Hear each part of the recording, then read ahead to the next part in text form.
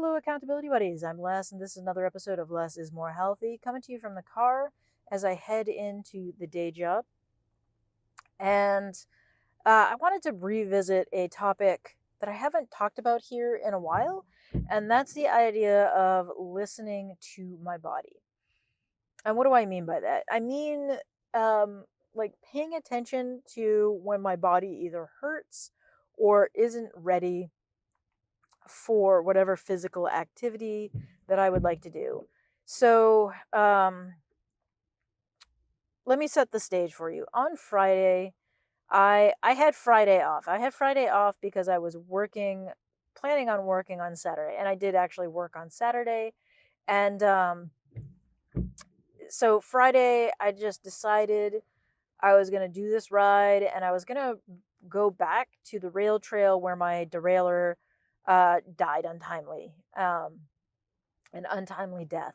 So I had to repair the bike first, and so I ended up not leaving Friday until I think it was noon when I left. And Friday I felt great, and I got 26 miles in on the bike. It was not shifting great. That's a whole other problem. I've got a rant about Walmart's customer service in a previous episode that I haven't published yet. Um, but yeah, so the bike didn't run well. I got 26 miles in. It felt really good to do those 26 miles.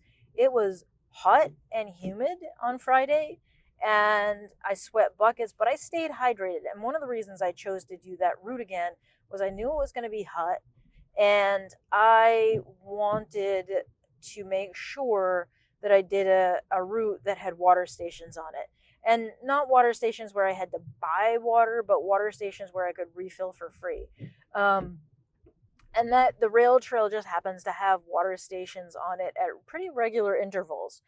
I wasn't able to do the unfinished portion, which I really do plan on doing at some point in the near future. I'm pretty sure my new rear derailleur hangers are going to arrive at my house today or tomorrow.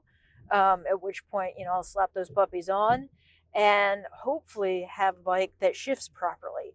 But all that to be said, I stayed hydrated on Friday, even though it was really hot, even though I left super late. And, I just felt really good Friday. Then Saturday, I brought a water bottle with me. I had my backpack. I was working. We knew we were going to be outside. We knew we were going to be walking around. Saturday was not a super hot day.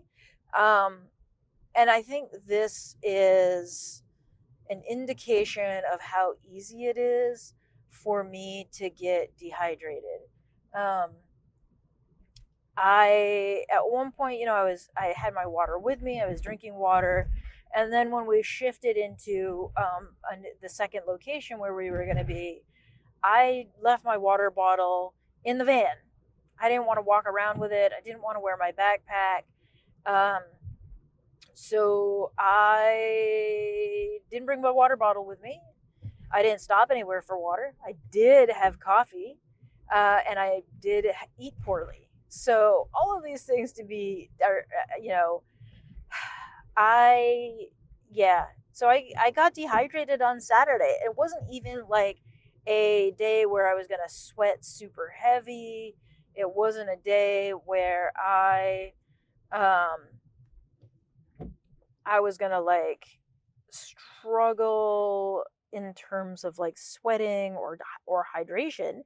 If I had just brought my water bottle with me, I would have been perfectly fine. And that's the frustrating thing, is that I got myself into a situation where I was not in the best of shape the day after because I ignored stuff that I know. So that brings me to Sunday. And Sunday I woke up and I'm like, damn, I'm tired and I don't feel great. And so I had planned on getting up at 6 in the morning on Sunday and just doing like another 30-mile day. That was what I had planned on for Sunday. And when I woke up at 6, I woke up before 6, and I rolled back over and went right back to sleep, and apparently turned off my alarm because the next time I woke up it was 8:30, which these are not usual times for me to like sleep on the weekends. I'm not someone who's big into sleeping in. I am someone who gets up on the weekend, I'm ready to go, and that just wasn't what happened. And all that's fine.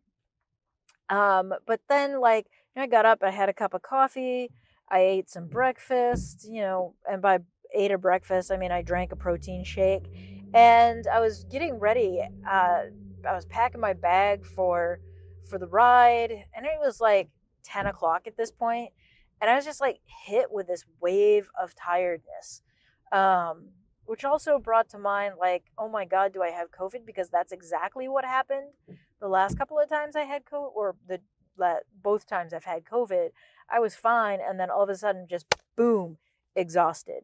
Um, but I took a nap and said, "All right, so I'm not going to go for a ride, and that's okay." And then I woke up and I was fine. So, not I don't have COVID, thank goodness, but just super super tired. And that I've had this happen before when I was dehydrated. So the combination of dehydration and eating poorly really is just something I have to be super careful of going forward. Um, like overeating really wreaks havoc on my system. Eating too many carbs, just really uncomfortable. Also, I ate soy last week, and the GI discomfort from eating something that I have had a sensitivity to for like the last 15 years, 20 years. I don't remember when I first started getting sensitive to soy. 15 years. And that sensitivity has gotten so much worse. Um, yeah, that soy problem, oof, damn, um, really a problem. But I'm not talking about digestive issues today. But um, yeah, I just my body was like, you know what? Today is not the day. You are not going for a ride, and I just had to listen to my body because what was I gonna do? I'm not gonna be able to force it. Well, I could have forced it, but I think that just would have made things 100% worse. Um, I think especially like now that I'm older, learning to accept that my body sometimes is not ready, and not willing to do some of the stuff that I would like it to do is a really difficult thing to accept. And I'm learning to accept that. I'm learning to listen to my body and accept when my body is unwilling. So that's what I was doing Sunday. I just kind of decided to chill around the house, do some things, do some chores around the house, and just let myself relax. I sat in the backyard, made some tea on my coffee outside kit. I did an alteration to my titanium pocket twig stove thing, and now it'll hold my trangia. And I'll do a video about that the next time I get out into the woods to be able to record that.